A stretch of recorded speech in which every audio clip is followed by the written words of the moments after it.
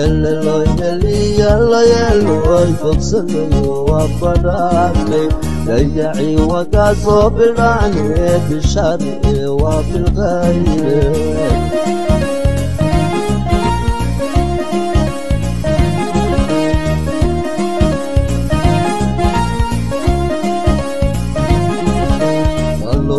Eleloi eliya layeloi fogsanayo wabadhaafay dadkan lama odhan karo yuhuud baa tihiin waa dad islaama ee soomaaliyoobay ee la dhaqan ah la dega digil qolada la yidhaahdo dee ciddii markaas ku xadgudubta ayaga iyo digil baa is arkaya horta waa mahadsan tahay waxa weeyaan dad badan maaha horta ayaga raalli noqo ereyada waxaan jeclahay way badan yihiinoo laakiin badnaasho badan maaha wayna yar yihiinoo yaraan hadda oo la magiciisiinayna maaha laakiin dad ajaanib ahoo sida matalan dad carab ah oo iska soomaaliyoobay way jiraan dad carab ah oo carabnimadoodii ku joogana way jiraan waa magaalooyin kasta u fiirso oo magaalo kasta way u badan tahay in maaragtay magaalo kasta markaad tagtid inta badan waxaad ku arkay dad carab ah oo carabnimadoodii ku degan oo loo ogolaada iska ku dhex nool ummaddaas iyo dad carab ah oo bulshadaa kale ku dhex milmay oo qabaa'iladaas kale qabiil ka mid a ku xeer ah oo ku dhaqan ah oo la degta oo wax alla waxay qabaan la qabta way jiraan sidaas la mid ah dad yahuuda way jiraan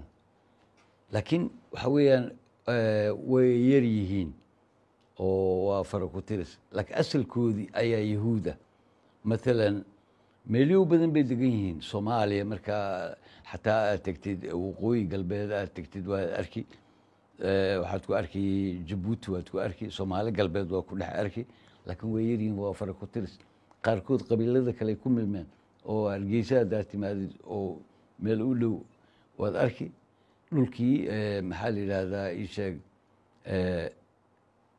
sanaag iyo sool waad ku arki laakiin way ku yar yihiin waa fara ku tiris qabaa'iladaasi ay ku milmeen kolkaad timaadid koonfurta soomaaliya oo aan u dan leeyahay ilaa kismaayo meesha la yidhahdo sabca sharaaf la yidhaahdo kismaayada laftigeeda qolooyinkaasay ku dhex milmeen qaar baajuun bay sheegtaan qaar soomaalida kale sheegtaan meesha degta degaanada dega qaar marka waxaa jirta marka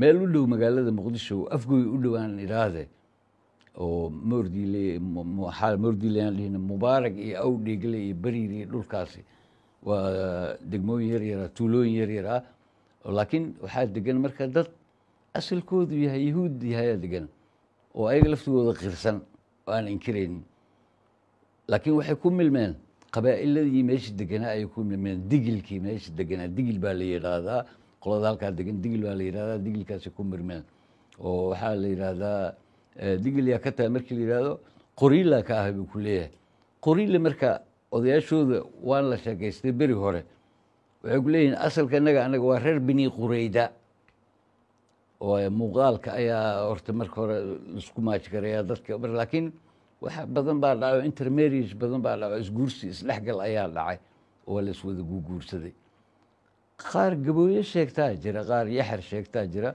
laakiin qaar yibir ayaa la baxeenba way caddaysteen oo way jiraan waqooyigaasi aada ugu badan yihiin weliba waxa weeyaan aad baa loo wada garanayaa yibir marka la yidhaahdo marka laakiin dadkan lama odhan karo yahuud baa tihiin waa dad islaama ee soomaaliyoobay ee la dhaqan ah la dega digil qolada la yidhaahdo dee ciddii markaas ku xadgudubta ayaga iyo digil baa is arkaya digilna dee degaanka waa ninkii lahaade asiga si degaankiisa siduu doonu ka yeeli taa wey tana jirta waxaa kaloo jirta jubbada dhexe jilib berigii xataa nasiib buunde oo ka soo sheekeeyey cashir ahaan ilaahay ha u naxariisto geesigii halyeygii u soo halgamay gobonimada ee in badan ba aan laga sheekeynin waa dhibaatooyinkana haysta ka mid tahay mogtaha oo gumaysigii maskaxda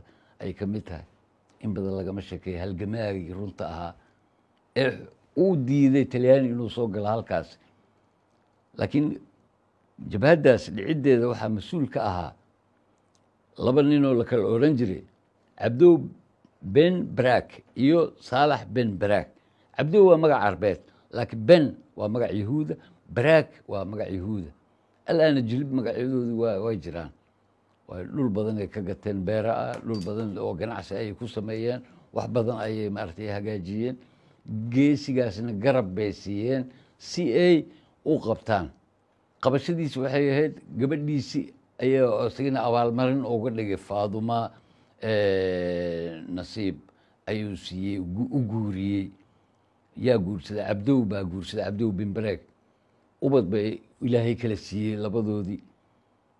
saalax ben barak ayuu la baxay. marka inay walaalihiin in kale cid garanaysa male, laakiin magacyada marka la baaro ben waa magac yahuud, waa sida ben gurion ninkii la odhan jiray oo kale. barak ehud barak oo kale maalan waa magacyo dadka reer israa'iil ay baxsadaan, reer yahuuda ay baxsadaan. haddaba degaankii siduu degaan markii berigii talyaanigu u gacan galay nasiib buunde ayaa la waayey labadan nin. marka dhaxalkoodii lama dhihi karo, ubadkoodii lama oran karo waa yahuud bay ahaayeen, waa dad islaama. ubadkoodii baa ubad sii dhalay, ubad sii dhalay iminka oo dad waaweyn ah. you can't ma oran karno waa yahuud, waa dad islaama, waa dad soomaali ah, waa dad maaragtay gobollada dhexe ka tirsan maamulka jubbaland hoos taga. cid oran karta ma jirto. ayaga waxaas arkaya gobolladaas ayaas arkaya, dadka ay ku nool yihiin ayaas arkaya. waa dadkan reereebel yay leeyihiin. markan waxa weeyaan waa dad dalkii ka mid ah. waa awowgooda ayaa yimid, awowgoodiyaa ku dhashay kuwan jooga iyo ama awowgoodii kalaa kusii dhashay. sidaa weeye macnaa dadka. xaafadana ku tila muqdisho barak cabdow baaba loo bixiyey. baraka cabdow ay dhahan waa la soomaaliyeeyey maogta magaca baraka cabdow waa maqashay ma baraka cabdow barak cabdow barak maxaa laga wadaa? barakooyina laga wadaa. midaa yiri barakooyin wuxuu ka wadaa guryaha carshaanta. maya barak xaafaddaas asiga ayaa maaragtay ugu awood sareeyo, waxaa lahaa ganacsiga ugu faraha badan ee ka lahaa. xaafadda iminka waxaa loo yaqaanaa xamar jajabkay ka mid tahay degmada la yidhaahdo, laakiin buur karoola ayay maaragtay meesha la yidhaahdo. karoola gaal buu ahaa isna talyaani oo ka dambeeyey maxaa la yidhahdaa baraka ka dambeeyey. marka sidaas ay yahuudda magaalooyinka soomaaliyeed ugu dhex milan tahay. shabeellaha hoose kadaalika, shabeellaha dhexe kadaalika. laakiin ma sheegtaan, mana doonayaanba yani inay sheegtaanba. wayba soomaaliyoobeen awowgoodii, way iloobeen oo yani waa wax beri hore ahaayo. dadkan waa dad islaama, dad soomaaliyeed waay, lama odhan karo. qaar caddaystay beri way jirtaa oo muqdisho ku noolaa, laakiin way iskaga guureen berigii dambe. way isqarqarin jireen. kolkii dambe si qarsoodi ah ayay maaragtay uga tageen magaalada. way jiraan kuwa noocaasa oo magaalooyin badan ay jiraan. muqdisho kaliyaan oran, magaalooyin badan ayay ka jireen. qaar waxaa jirtay burburkii dhexdiisii ka dhoofay ayaa jirta, laakiin way isqarin jireen oo dadka soo shaac bixiya maysan ahaan jirin.